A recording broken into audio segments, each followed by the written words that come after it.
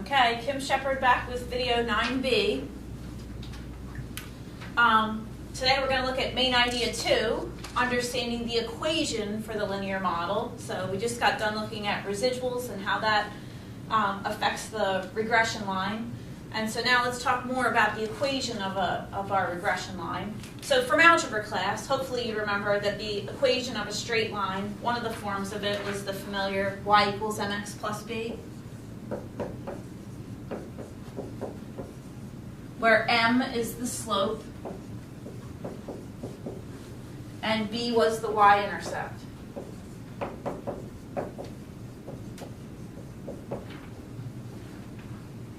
Okay, so now we're going to show how in statistics, when we look at the regression line, how the line is going to have a similar format to the algebra equation that you're very familiar with.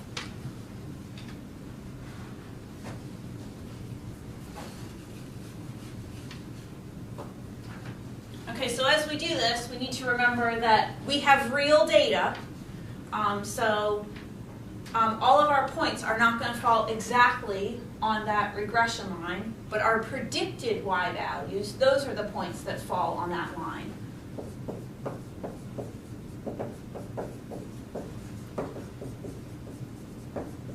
The list of y values in our set of data don't necessarily fall on that line, but the line is the predicted y values. So in statistics, we have different symbols for our linear regression equation. And so to note that y is predicted y values, not y's from our data. Instead of y, we're going to put y with a hat on it. That hat denotes that these are predicted y values. So we'll have y hat. For the slope, we just use a different letter. Instead of m, we're going to use b with a subscript of 1. We'll still multiply by our x variable, and then we'll add the slope, add the y-intercept. And again, we use a different letter. Instead of b, we'll use b sub 0. It's really the same kind of equation that you're used to working with, but this time, here's our slope, here's our y-intercept. And again, another important change is we'll stick a hat on top of that y to denote that these are predicted y values, not our actual data y values. Okay, we've been looking at the direct loan problem.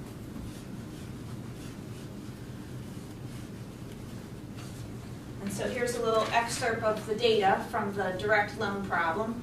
Remember, the number of loans, that was our explanatory variable, that's x, and the loan value, that's our response variable, that's y. These are y values. They're from the data. They're the actual observed loan values for each school. When we come up with that line that we saw in the last video on our scatter plot, our regression line, this is the equation of that line. We probably got this from StatCrunch. I'll make one little adjustment to this. Loan value, I'm going to put a little hat over top of that just to remind us that that's the predicted loan value, not those actual loan values, but what the model, what the regression line equation is predicting. And so we see here's our y variable. The value, the coefficient that's being multiplied by the x variable, that's always your slope. So for this equation, our regression equation has a slope of 2,366. And then the coefficient out here all by itself, this is the y-intercept. Sometimes you'll see this reversed. Sometimes you might see the equation written loan value equals negative 474,000 plus 2,366 times loan value. It's not the first number that's the slope. The slope is the number that's being multiplied by x. The y-intercept is the number that stands all alone. So don't get too caught up in the order. The slope is always being multiplied by x. Okay, so let's talk some more about the slope and the y-intercept.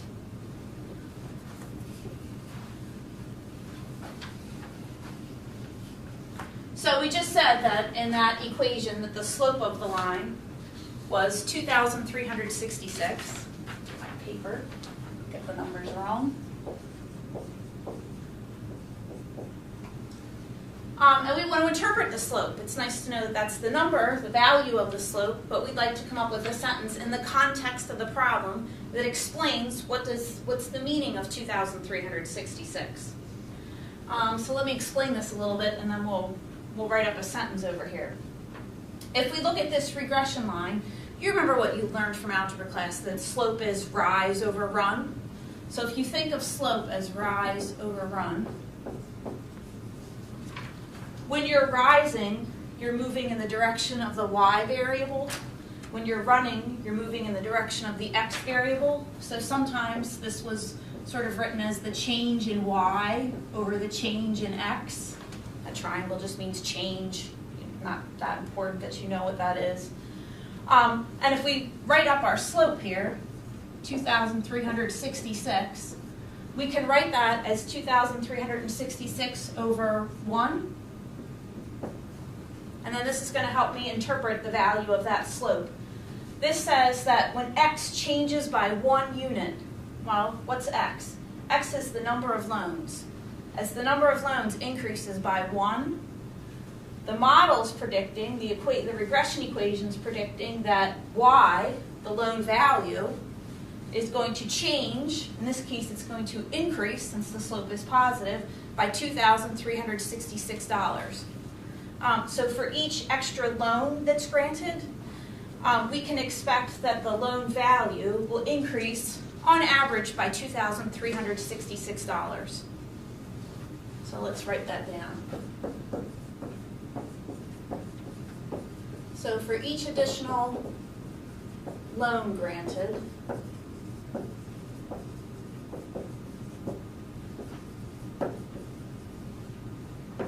we can expect the loan value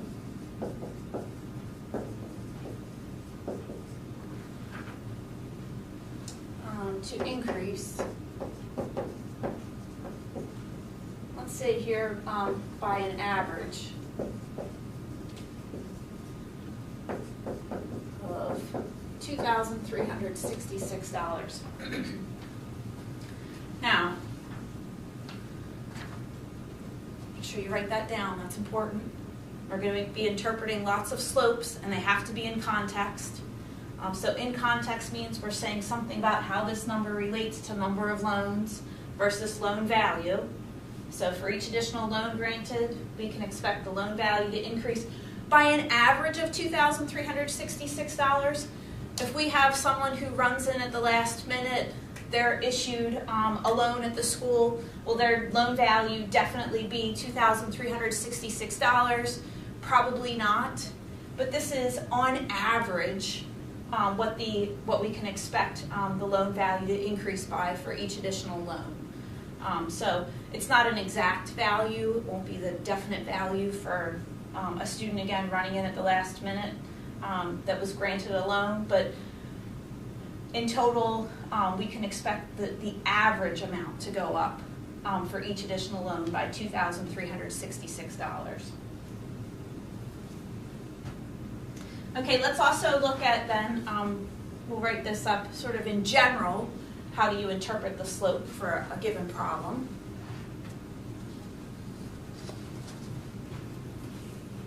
And if you need to, pause the video, make sure you've written that down, that's important.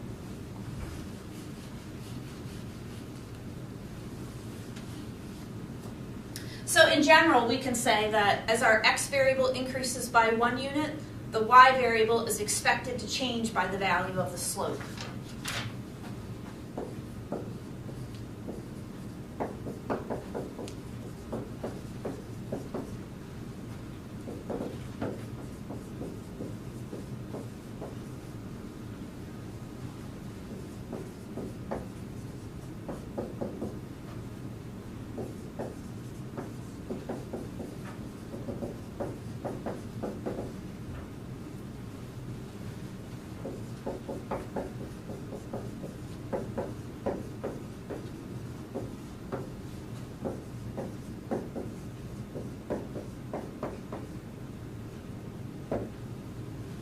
So as our x variable increases by 1 unit, our y variable is expected to change. We use the word change by the slope. In the last problem, our y variable loan value went up, it increased. because the slope was positive. If you have a different problem where the slope's negative, then we can expect that change, that the y variable is going to decrease by that amount. This is not the explanation that you want to give when it says interpret the slope in context. You want to say exactly what the x variable is, what the y variable is, and how they are interacting with one another. But this is how we do interpret it in general. So in general, the slope is always expressed in y units per one x unit.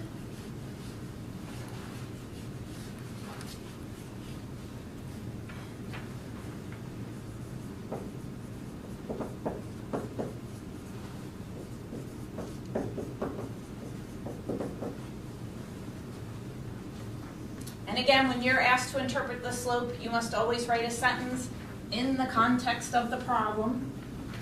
For the direct loans problem, we had to speak about the change in loan value as we increase the number of loans by 1. So make sure those are context specific. Okay, that's the slope.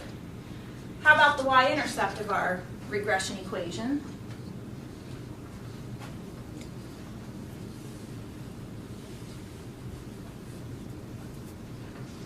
So for the direct loan example, the value of the y-intercept was negative 474,958. And algebraically, if you think about the y-intercept, that's the value where the line crosses the y-axis. At that point, the x variable is 0. And so for this one, a little bit hard to see here, but this would be when the number of loans here was 0. This is where the regression line would cross over that y-axis. It would be down at a negative number. We see that that's going to fall down below. So technically, difficult to see here, but there is a point here on here at 0. Negative 474,558. That's a point that would be on that line down there. Okay, how about interpreting the y-intercept? And you already, if you've thought about this at all, think, wait a second. When the school issues no loans, that's the loan value, and it's a negative number. So that's kind of strange. So it turns out that sometimes you can interpret that y-intercept value, and sometimes you can't. This is one where it's a little more difficult.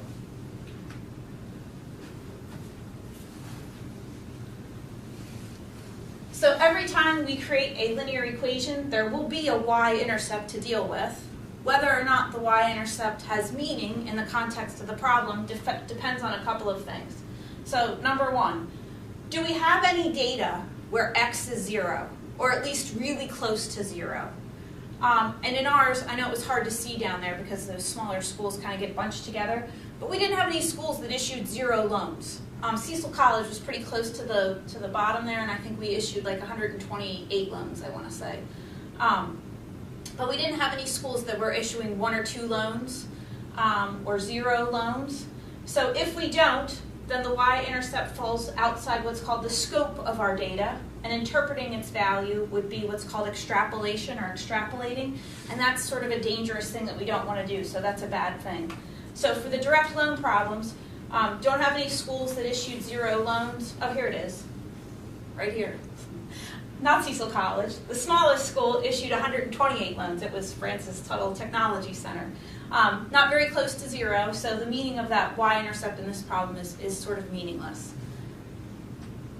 The second thing that you want to look at with that y-intercept, does the y-intercept make sense in the context of the problem? Our model is predicting loan value to be negative 474,000 if we have a school issuing 0 loans. That really makes 0 sense. Literally that would mean that if the school was issuing 0 loans, they would owe money. Doesn't make any sense in the context of the problem. So for this particular regression equation, that still is the value of the y-intercept, but it really doesn't have any meaning in the context of the problem other than that's where the line crosses the y-axis. Okay, and that's it for this video.